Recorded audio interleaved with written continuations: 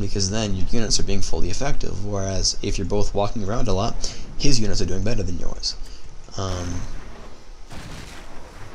Just like how Nidal versus Undead, you don't go looking for a fight, because if he doesn't want to fight, he'll outmaneuver you, and you have to wait for him to come to you, and that can be difficult, but that's how it works. So 3 Tinker's pretty sweet. 3 Beasts should be coming up in a sec. There we go.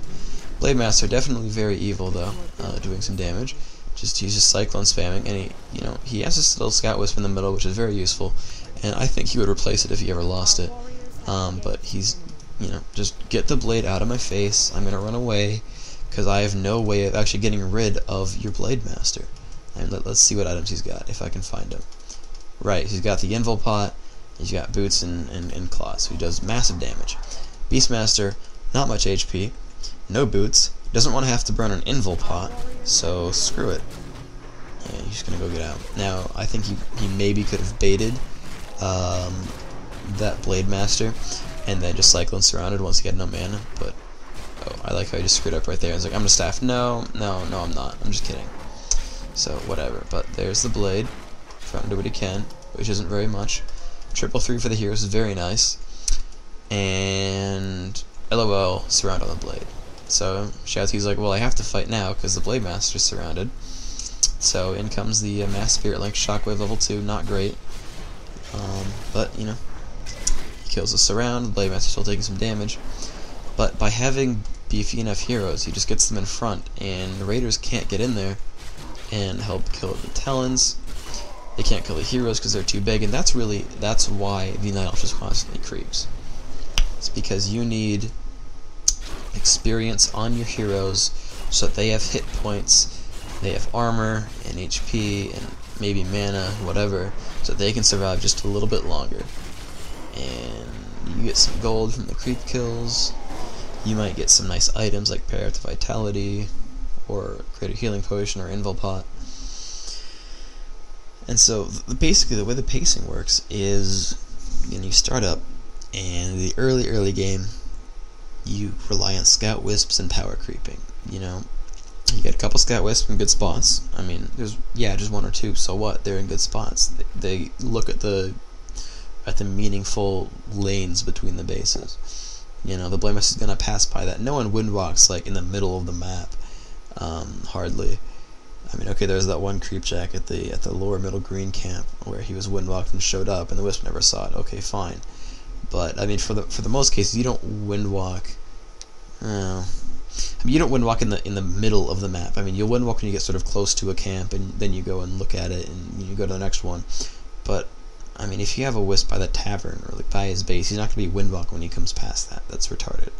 So have your Wisps in good spots, scout around with that, and then Moon went for the items.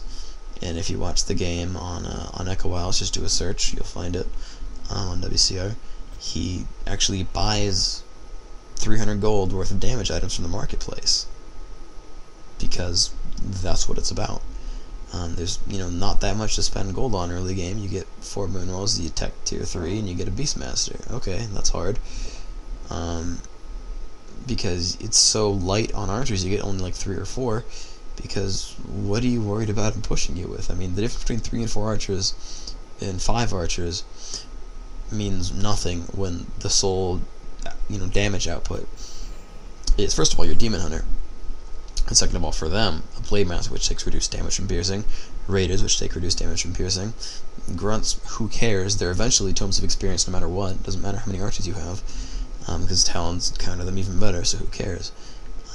So I would encourage you to work out a build order that allows you to get tier 3 and a staff, and the other staff, and boots of speed, and a Beastmaster right on time. Watch the replay, play yourself, I don't care. Find some way to make that work. Get the items, check the creeps, figure out which ones do it, which ones drop the items, get them, and then Reddit 2-2, just go get double staff. He can't stop you if you have double staff. You're killing the bestiary. He doesn't have ensnare. He's not. Unless he really goes Shadow Hunter versus Talons with Hex, which is terrible, because you want chain heal and wards. Okay, Hex wards is bad. Hex chain heals. I mean, okay, if you're really only going hero focus, but you get one invul pot, and that's an entirely dead strategy, you know, whatever. Then you can just play unit centric and, you know, stack your heroes with items and just kill those raiders with some, you know, fairy dragons for dispel, and you know, you win. So again, you know, get the build order down, get the items, all the items, you know, both the damage items and the double staff and the boots. Go cancel shit, and then just power creep. Have a TP at all times. Have an invul pot. Make sure the hero with a TP isn't going to get ganked by a single windwalk, so you don't get completely rolled. But as long as he doesn't have a Shadow Hunter, you're not going to miss a TP as long as you have more than like 200 hit points. And when the battle starts, just Cyclone the Blade Master, always. Yeah, it's about all it takes. Now in this game, sort of, we got a little bit lucky in that Shao Ti did not have walkers forever, because of all the lodge cancels, and that's the point. I mean, that's the point. Don't let him get the lodge, because just pure Blade Master and Raiders will die kind of quickly. If they're Spirit Linked, it's a lot harder, but Cyclone breaks apart Spirit Link, so, you know, if the Blade Master is linked, Cyclone it, okay, that's one less unit that gets, you know, its damage spread with Link, for what that's worth. But, you know, then if you want to focus it again, he's got to relink it, or, you know, dispel and then relink it or whatever, and he'll just run out of mana. And then you're fine. Just get that tier 2 push to work right, and you're set. And just play smart from there. Get Cyclone fast, so even when he gets Ensnare and Dispel finally, you've already got Cyclone, and you've got more talents than he's got walkers, so you will outcast him very easily. And while his blade's stuck in the air and half his raiders and his walker's out of mana, you really can't lose the battle. So that's all I got. It's not a particularly complex matchup. It's one of those where get your end down pat, and from there it's just micro, which you kind of have to work out on your own. So I hope you enjoyed, hope you learned a little bit.